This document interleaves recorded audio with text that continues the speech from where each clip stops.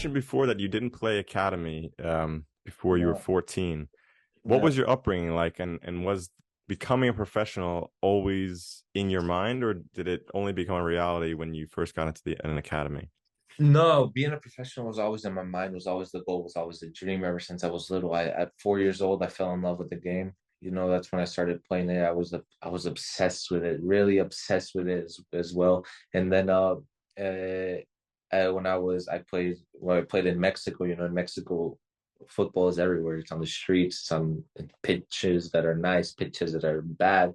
With cans, with shoes, you play with a ball. You go to a wedding and you make a ball out of whatever you can find, and that's how you play. And so that's how it started. And then it moved when my parents moved to the US. They took the whole family with, and at 6 years old, I played in Chicago, and then from 6 to 9, I played in Chicago. 9 to 12, I played in Minnesota. And actually, at 12 years old, my dad said, if you guys, he said, he saw that we had talent. He said, if I want to give you guys the best opportunity to do this, and I want to get out of this cold climate. I want to go back to hot climate. And so he researched where is the best football academy in the U.S., and FC Dallas was where it was. He got a job that allowed him to be in Dallas, uh, a good job as well that allowed the family to be in Dallas. We bought a house that was next to the training session, so it was a 10-minute drive maximum.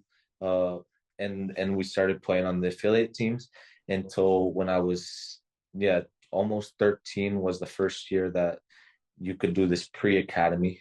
The academy. I went to the tryouts, and I didn't make it. I didn't make it.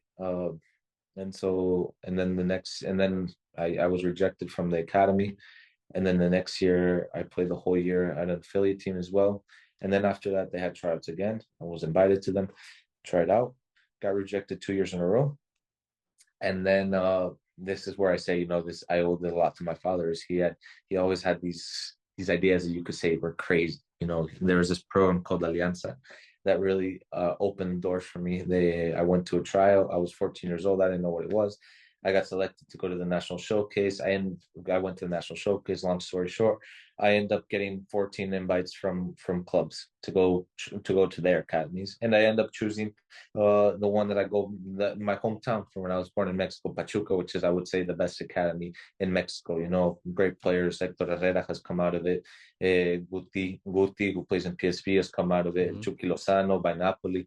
There's been a lot of good players that have come out of this academy. So I ended up at 14 moving away from home in chase of a dream to join my first academy. And at 15, I ended up coming back to FC Dallas when I got I got a I got convinced to come back to FC Dallas as well as for educational reasons. Uh, and that was it. And then from FC Dallas, I did my time at FC Dallas and then Holstein Kiel.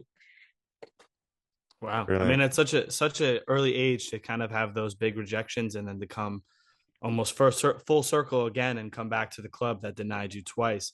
I Yeah. mean, was there any part in your mind that wanted to prove people wrong, or was it more just proving yourself right?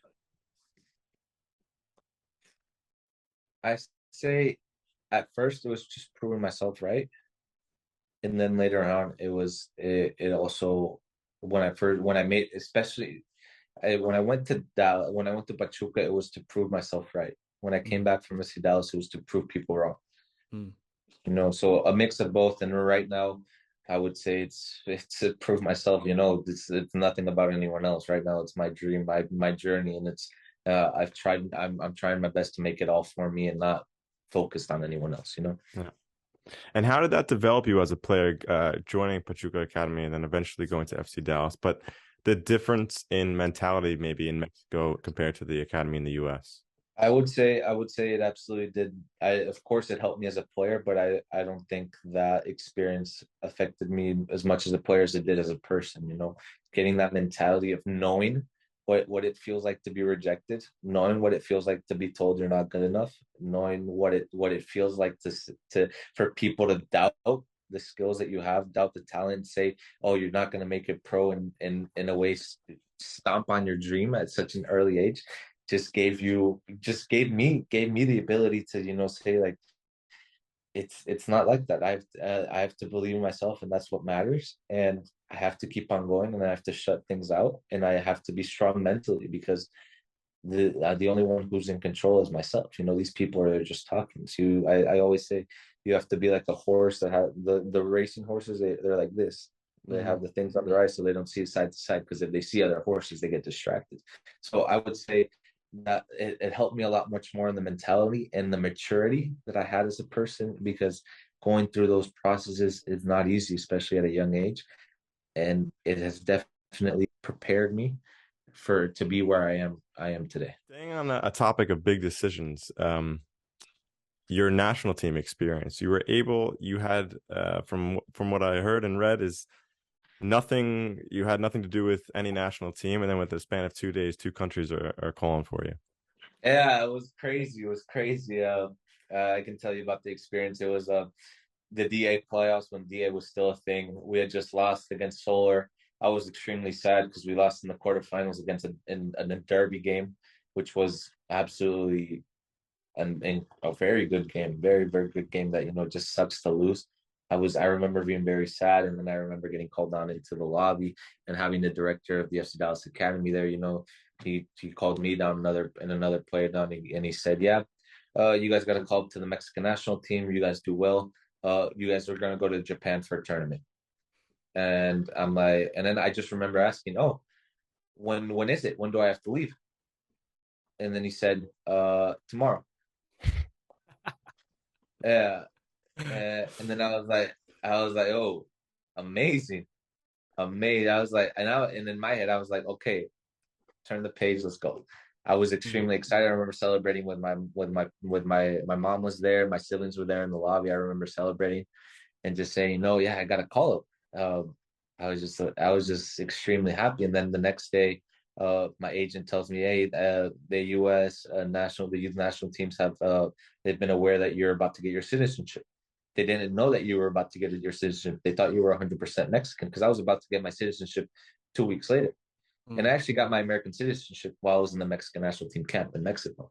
Uh, and so I the next day I get a text from my agent. I'm going to connect you with Rafael Wiki, because at the time he was the U17 head coach, and he wants to talk to you.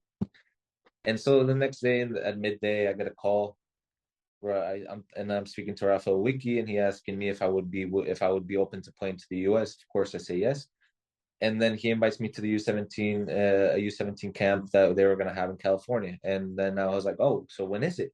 And so basically, it was a week later after coming back from the Mexican national team camp, where I was going to be gone for almost a month. I think I was gone for 3 weeks, 2.5, 3 weeks, which was a good amount of time.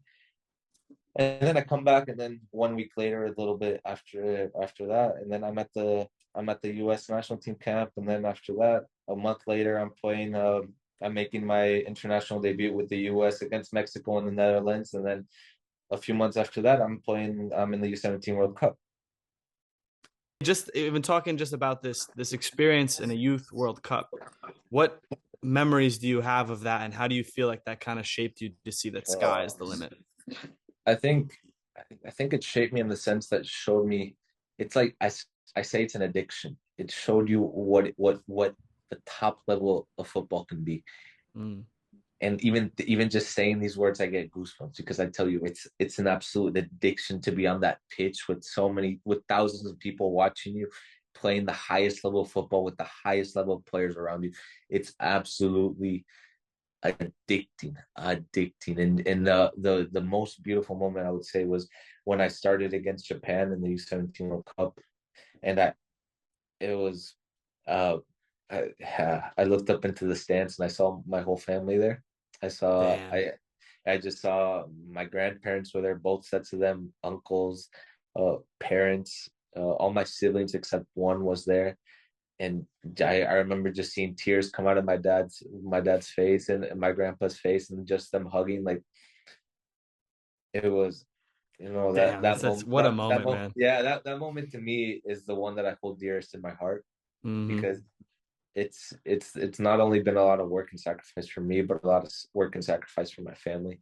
And to see it pay off in that way, all glory to God, has been the most beautiful moment I've had in my life so far. We talked a little bit about culture and the differences in Germany and kind of not so adapting to it, but just inheriting it. So in terms of on the field, football wise, what are some of the things that, at least at first, you kind of, figured in and had to work on, or, some things now that you still feel like, or you feel like you've really grown in and you feel like this is a great place in German football? Oh, I love German football. I love it. I love it. I love it. The aggressiveness, the quality of it, how fast the gegenpressing, everything. I love it. I love it. I love everything. I love it. Even you look at the Regionalliga Nord, you see the intensity of the games, the fourth division. You see the intensity of the games. Maybe the quality is not always there, but the intensity, the fight, the how fast it is. You can't, especially coming from the US, you can't compare it. You can't compare it. I look at, and then when I go to the first team and I'm sharing the pitch with players like Louis Holtby, Fabian Rees, so on and so on, players that have played Champions, players that have played Bundesliga 1, you see the quality and the things that they do and you just fall in love. And then you see yourself and you're able to do it. It's like, whoa, okay, that's really cool. But I would say one thing that I would compare it, that is very different to the MLS. I feel there's no innocence here in Germany. There's no innocence. It's not that it's a free for all, but the demand is so much higher than what I experienced at the MLS. So much higher. I've trained when I was training with the first team, with FC Dallas. There's they really try to. I see this difference of coddling the players, and here in Germany, there's zero innocence. Zero innocence. They don't care if you're 40 years old. They don't care if you're 15 years old. If you're 15-year-olds and you're doing good, they're gonna praise you on it. But if you're not doing good, they're gonna get on your ass and be very vocal and be very, very honest about it. Very, very honest. It's speaking with no filter. In the US, you don't have, at least from my experience, I did it. You don't see that. You don't see that. And so it's definitely interesting, definitely something else, but definitely something that you enjoyed. Did it. I personally, as I said, I love it, and it's also addicting to play at such a high level.